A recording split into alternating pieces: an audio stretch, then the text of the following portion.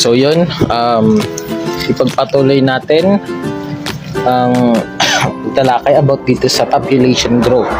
So this time naman, present yung A, which is ang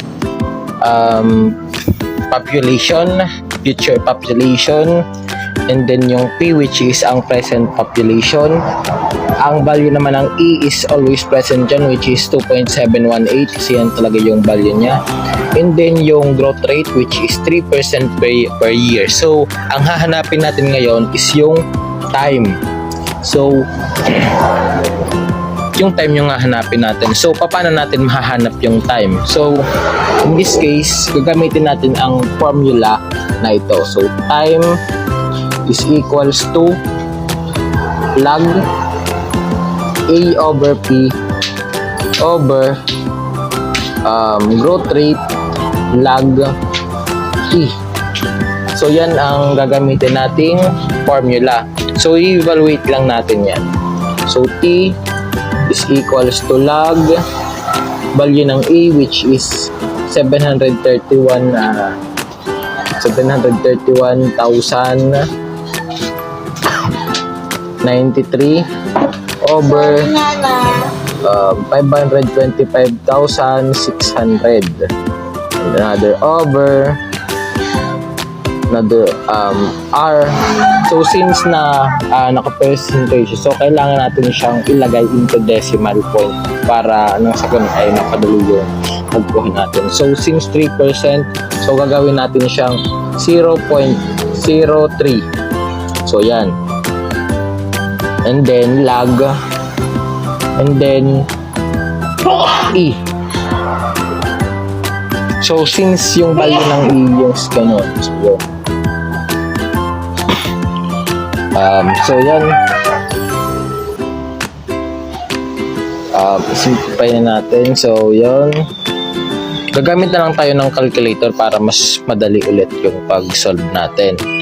So log, and then ito, which is ang value ng A, which is 731,093 over 525,600.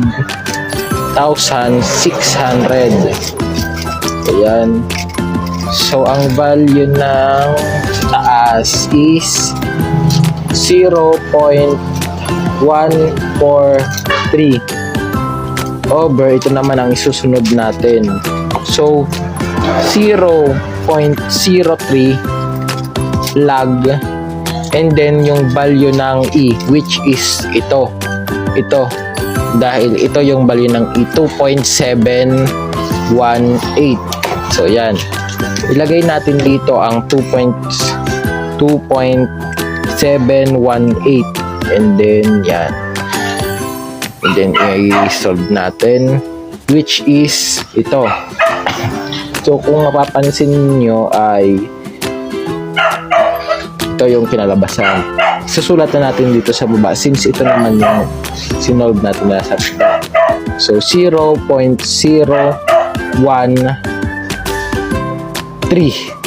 So okay na yan siguro. Yan na lang. So yan, i-divide na lang natin yung dalawa, and then yun na ang sagot natin. So yun na ang value ng time. So 0.143 divided by the 0.013 is equals to yun. So ang sagot natin is 11. So that yung time is kailangang umabot ng 11 years para yung P o yung present na population is umabot ng 731,093 sa time na 11. So yung value ng time natin or yung time T is 11.